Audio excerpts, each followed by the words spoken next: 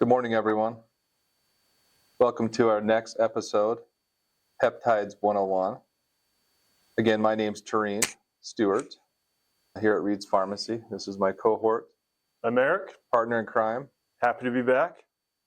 We're excited today. We're going to talk about the new thing on the block, which is peptides. A little bit about them and how they work in the body and why there's so much attention being given to them, I think, recently. So first of all, you guys are probably wondering, what is a peptide? Why do I keep hearing it on social media? So let's talk briefly. What is a peptide, Erik? What does it do? So a peptide is a short chain of amino acids. And amino acids are simply building blocks of proteins. And so they're found naturally occurring in the body. We all have them. Now it's becoming kind of a hot topic. We're seeing all this production of peptides and what they can really do.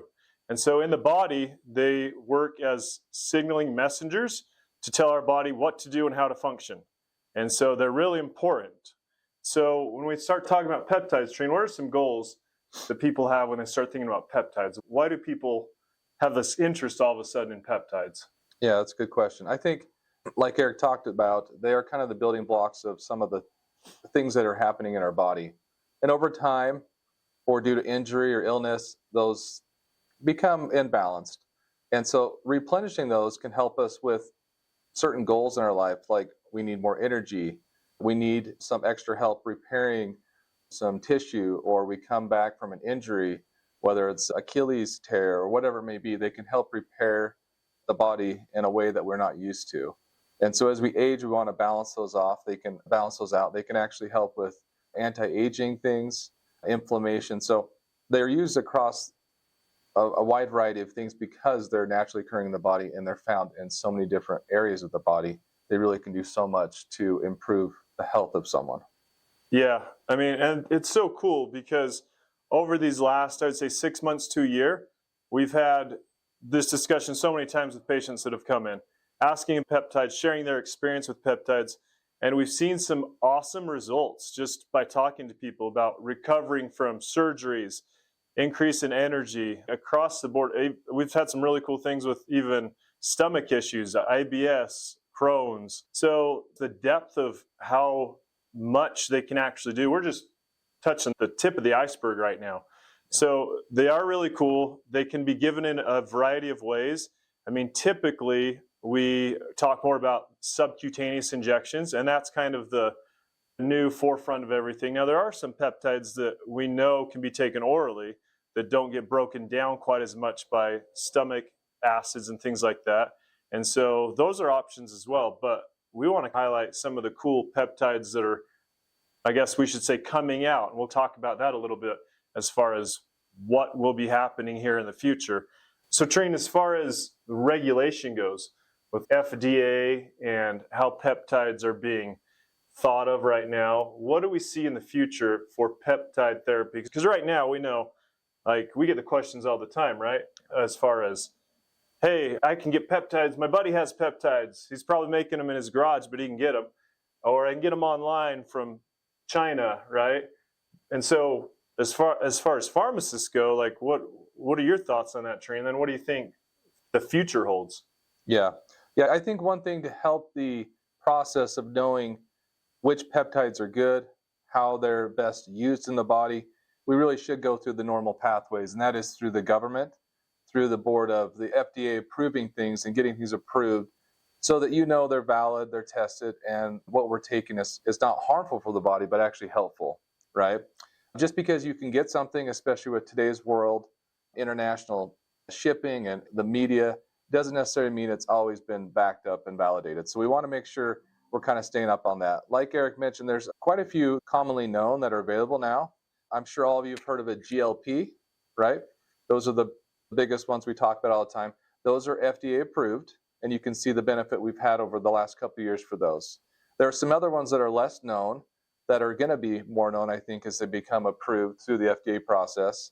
And they'll help things like metabolism of the body, weight loss, how we absorb fat, and things like that. So what are some of the common ones you think will be coming through that pathway once approved, which should be here shortly, that you think will be helpful for the body? Yeah. So as far as that approval process goes, it's pretty exciting for us because we are now getting the information from RFK and from the FDA saying, hey, we're going to allow pharmacies to compound these, and there's about 14 peptides, which is awesome. 14 peptides that we're going to be able to compound, and then people can know, hey, we're going to get a product that is tested, the product's clean and pure, and it's sterile. So we have some safety behind it. Right now, you could be getting something online and you have no idea if it's contaminated. And think of injecting bacteria into your body, like how harmful and potentially dangerous that could be. And so when we talk about these peptides, some of the really cool ones that I think people are aware of and thinking about a little bit is definitely BPC. BPC is, we think about recovery and repair with that.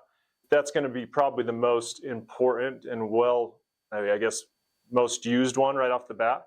And then there's other ones like MOTC that can help with quite a few things, but we start to see it help with mitochondria function, like cognitive thinking. CMAX is another one, which is going to help, same thing, that one more with cognition, for mental awareness, alertness. Then we start thinking about growth hormone secretagogues, meaning peptides that will help your body naturally produce growth hormone in a safe way compared to injecting growth hormone, which is going to help with like fat metabolism, energy, things like that. And that'll be like one called CJC1295. Pamorelin, Sermorelin is one that's already out there. NAD is an awesome one that helps with ATP production, energy. I mean, there'll be quite a few other ones too. And as we get to know which ones are going to be approved, we're going to provide you guys with information, because it is important to understand how they're used, and dosing plays a big role. You can't just use peptides continuously forever. I mean, there has to be cycling of it, proper dosing, adjustments, time off. So it's important to know how to use your peptides. So with all this talk about peptides, Taurean, what is the next step for people to watch for? Like, what kind of information are they waiting to see to know that we're going to be able to help them out? That's a good question. So think about peptides as they signal things within the body, like Erik mentioned. Use us as kind of a peptide resource, right? We're going to be signaling to you guys through social media, through other ways, on how to find the resources and if we can get it, when we can get it. So I think it's important that you stay up to date on those things, because it'll be soon. It'll be soon that we have the availability of these, that they're used more commonly, just like the GLPs have in the last couple of years. And as people get more familiar with it, understanding us as a resource, and there's other avenues to get the product in a safe and effective manner. So we'll be updating this video, this section. Our pharmacy is always updating that process. And currently we have some oral ones that can be purchased over the counter, but a majority of them are going to be more useful and more effective as we get going through the compound process and having them injected into the body. So I'd just say, if you have questions, reach out to us. We're going to keep the information coming, but come in and talk to us. We love to talk about peptides.